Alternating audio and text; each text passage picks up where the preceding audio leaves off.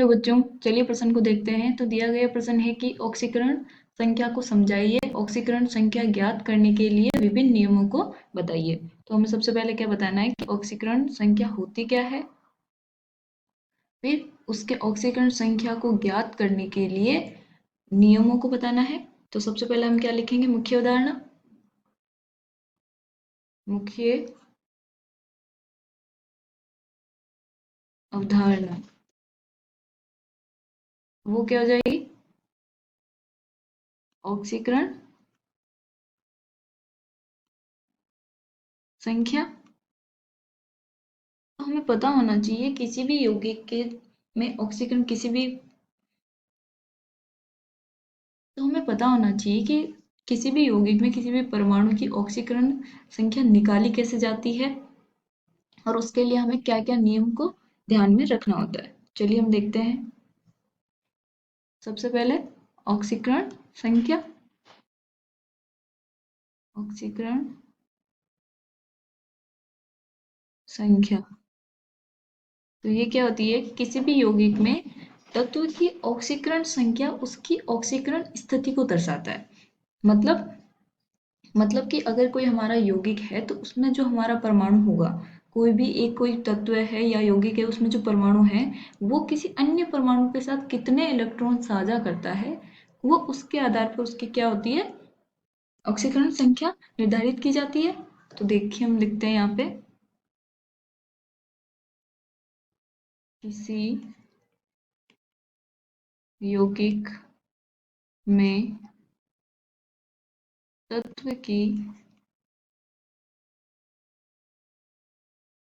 ऑक्सीकरण संख्या उसकी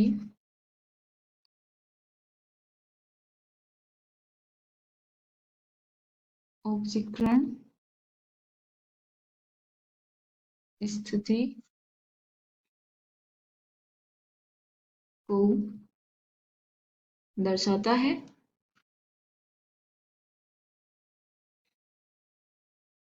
किसी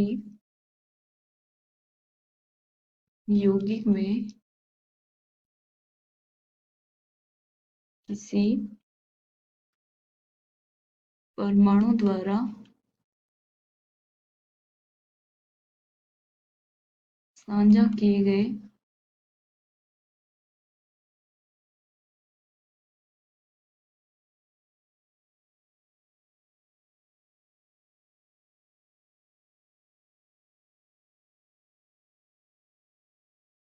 इलेक्ट्रॉन की संख्या के आधार पर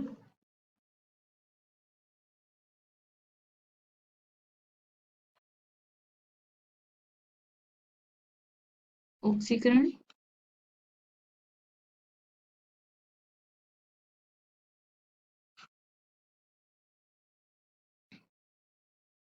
संख्या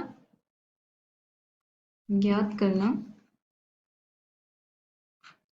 ही ऑक्सीकरण कहलाता है। ऑक्सीकरण संख्या कहलाती है। ऑक्सीकरण संख्या कहलाती है। ये तो हो गया हमारा कि ऑक्सीकरण संख्या होती क्या है, कि किसी भी यौगिक में किसी परमाणु के द्वारा अन्य परमाणु के साथ साझा किए गए इलेक्ट्रॉन की जो संख्या होती है वो हमारी क्या कहलाती है, ऑक्सीकरण संख्या। तो अब इसको निकालते कैसे हैं और उसके लिए नियम क्या क्या है जिसका हमें ध्यान रखना होता है। पहला नियम क्या है, नियम। तो पहला नियम क्या है कि जो समतंत्र व एस संयुक्त तत्व की ऑक्सीकरण अवस्था है वो हमेशा क्या रहती है, जीरो। स्वतंत्र व असंयुक्त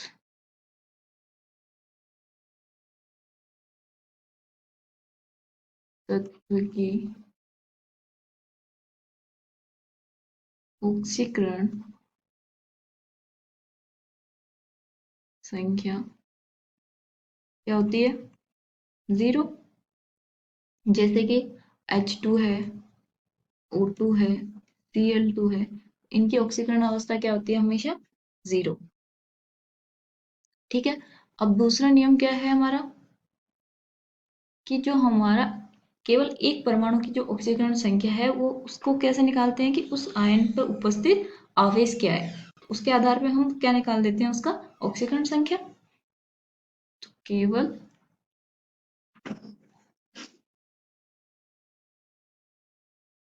एक परमाणु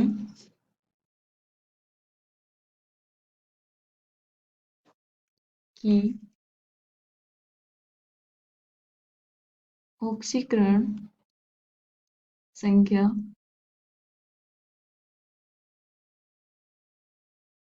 उस आयन में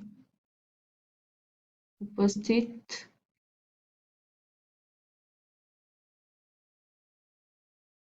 आवेश के बराबर होती है।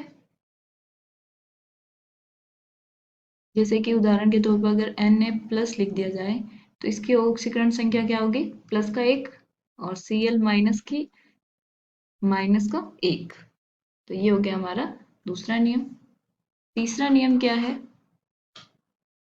जो हमारा हाइड्रोजन है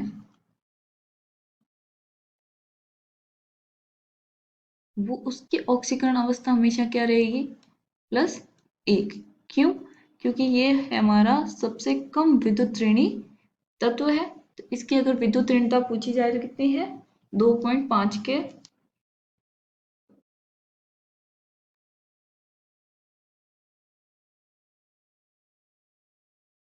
ऑक्सीकरण संख्या।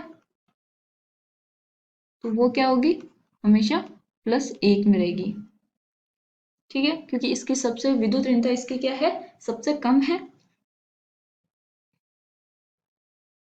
और चौथा, जो हमारा फ्लोराइड है यानी कि जो F है वो हमेशा किस में रहेगा? F की जो ऑक्सीकरण है, ऑक्सीकरण संख्या वो क्या रहेगी? हमेशा -1। क्यों? क्योंकि ये जो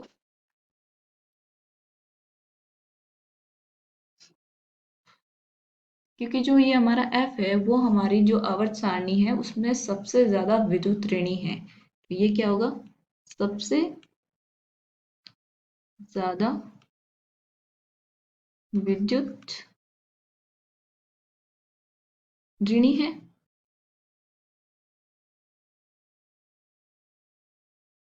और ये क्या है? सबसे कम विद्युत ऋणी। तो ये किस में रहेगा? +1 में। और ये किस में रहेगा? फ्लोराइड -1 में।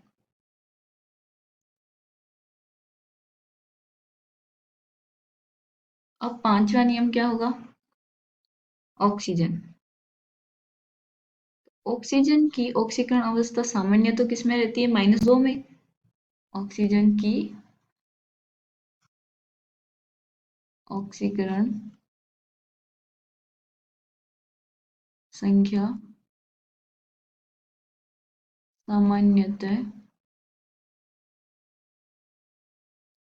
-2 में होती है। लेकिन इसमें कुछ अपवाद है। कौन कौन से? जैसे जो हमारे ऑक्सीजन के जो होते हैं अपवाद, कौन से? पेरोक्साइड और सुपर ऑक्साइड। उनकी जो ऑक्सीकरण संख्या होती है वो अलग होती है। तो वो हम देख लेते हैं। लेकिन अपवाद कौन कौन से होंगे? पहला, पेरोक्साइड। तो पेरोक्साइड क्या होता है? जो हमारा O2 - 2 में रहता है। ये क्या है? हमारा पेरोक्साइड। तो इसमें जो हमारे ऑक्सीजन की जो ऑक्सीकरण अवस्था होगी वो क्या होगी? -1 में। जैसे कि जो उदाहरण के H2O2 है, तो इसमें जो हमारा ऑक्सीजन है वो किस में होगा? -1 में होगा। ठीक है। दूसरा क्या है? Super oxide.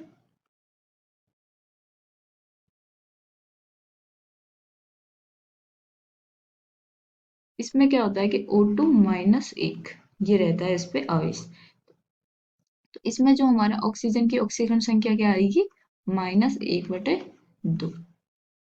उदाहरण के तौर पे क्या हो सकता है, KO2 हो सकता है। KO2 में जो O है उसकी ऑक्सीकरण अवस्था क्या होगी, -1/2।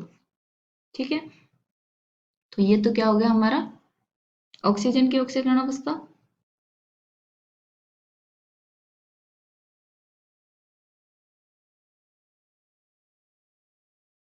छठा नियम क्या है, तो वो क्या है कि किसी भी अगर यौगिक है तो उनके जो सभी परमाणुओं के ऑक्सीकारक संख्या, जो ऑक्सीकरण संख्या है, उसका जो बीजीय योग है वो क्या होता है, 0 होता है। तो उसी के आधार पे तो हम ऑक्सीकरण संख्या निकालते हैं। तो क्या बोल सकते हैं हम यहाँ पे कि ऑक्सी यौगिक के सभी परमाणु की ऑक्सीकरण संख्या का बीजीय योग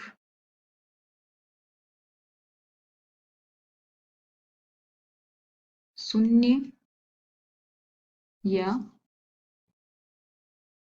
उस पर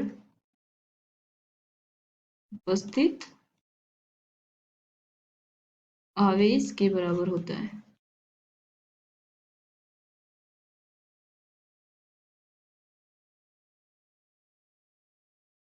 कैसे, देखिए उदाहरण देखते हैं कि 0 कैसे होता है। जैसे हमें बोल दिया गया है कि NO2 है, तो इसके ऊपर बाहरी आवेश क्या है, 0 है, तो वो क्या होता है, 0। तो अगर मुझे N का निकालना है तो N का X मान लूं,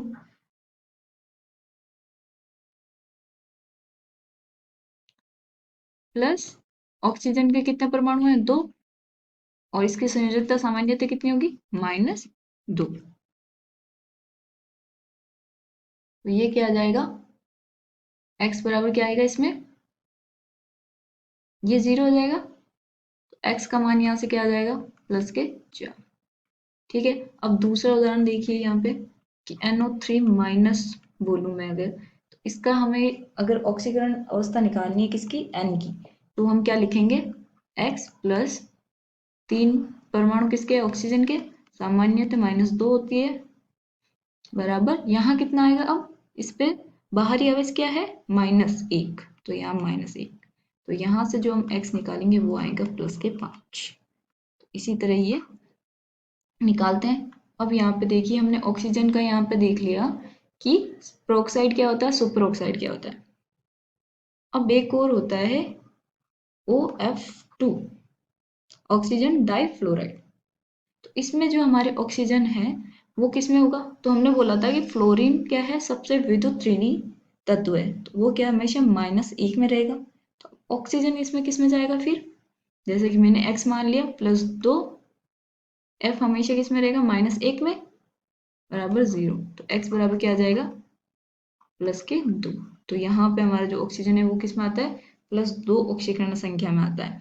फिर एक है O2F2, इसमें हमारा ऑक्सीजन क्या आएगा, ऑक्सीकरण संख्या X, ऑक्सीजन के परमाणु कितने हैं, 2, तो 2X प्लस 2 परमाणु फ्लोराइड के, संयोजकता -1, बाहरी आवेश 0, तो X बराबर क्या आ जाएगा यहाँ पे, +1।